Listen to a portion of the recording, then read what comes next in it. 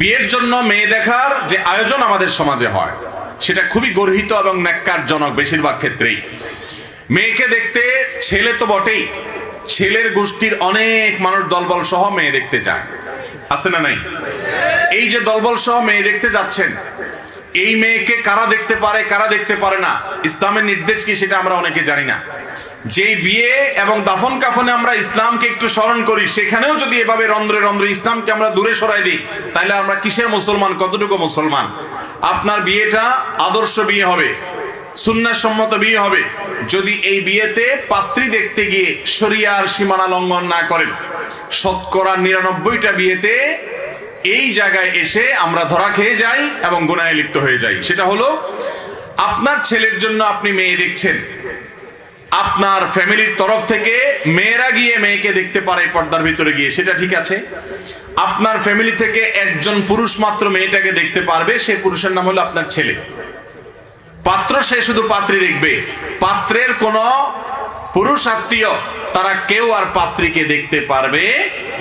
কিন্তু আমাদের দেশে কিটা হয়, বিয়ে উপলক্ষে মেয়ে দেখতে গেলে একদল মানুষ যায়, ঠিক না বে ঠিক?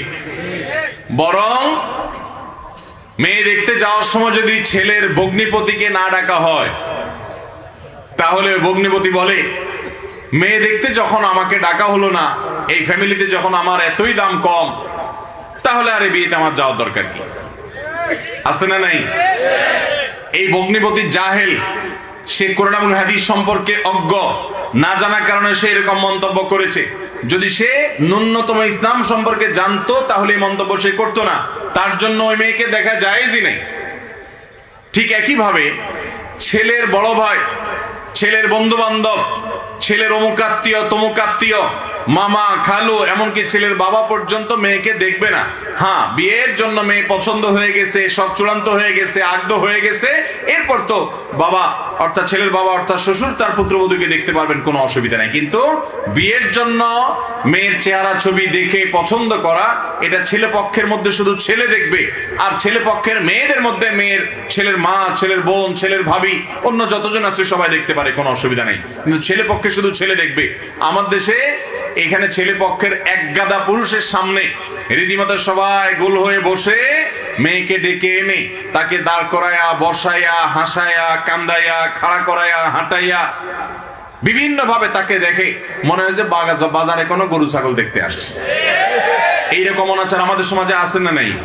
এই দেখা দেখির পর এরপরে মেয়েটা যদি বিয়ে না হয়, সামাজিক ভাবে হেয় প্রতিপন্ন হয়, মানসিক ভাবে অপমান বোধ করে, এমনকি যদি বিয়ে হয়ও, আপনি একটা মেয়েকে এরকম বিব্রত পরিস্থিতির মধ্যে আনবেন, ইসলাম সেটা বলে নাই। শুধুমাত্র যে পাত্র, সে পাত্রীর সৌন্দর্য দেখবে, একই কথা পাত্রী পাত্রকে দেখবে, তারা পরস্পরকে দেখবে। কিন্তু এখানে পাত্রপক্ষের কোনো গায়ের মাহরাম পুরুষরা কেউ যেতে পারবে। তারা যদি বিবাহের আলাপ সালাপ করতে যেতে চায় সেটা ভিন্ন কথা, কিন্তু মেয়ে দেখতে যেতে পারবে। আমাদের দেশে বিয়ে উপলক্ষে দেখা যায় যে 50 জন 100 জন পর্যন্ত, এরকম অনেক এলাকা 10 জন 20 জন পর্যন্ত পাত্রী দেখতে যায়। পাত্রী দেখার নাম করে এত লোক যাওয়ার কোনো দরকার আছে? কিন্তু যায়। কারণ হলো, ওই যে লোকটা মেয়ে জন্ম দিয়েছে, এটা তার জীবনের সবচেয়ে বড় ভুল করছে মনে হয়। এই জন্য ছেলে পক্ষ যত রকমের নামে বেনামে খাবারের অনুষ্ঠান বের করে বেহায়ার মতো মেয়ের বাপের বাড়িতে গিয়ে খায়। আছে না না? এগুলো কোন আদর্শ মুসলমানের বিবাহের চিত্র হতে পারে না। অতএব তৃতীয়ত বিষয় হলো, মেয়ে দেখার ক্ষেত্রে শরিয়ার সীমানা লঙ্ঘন করা যাবে না। বেপরদিগি এবং গায়রে মাহরাম পুরুষরা দেখতে পারবে না। দলবল গিয়ে নিয়ে সেখানে বিয়ের আয়োজন করতে পারবে।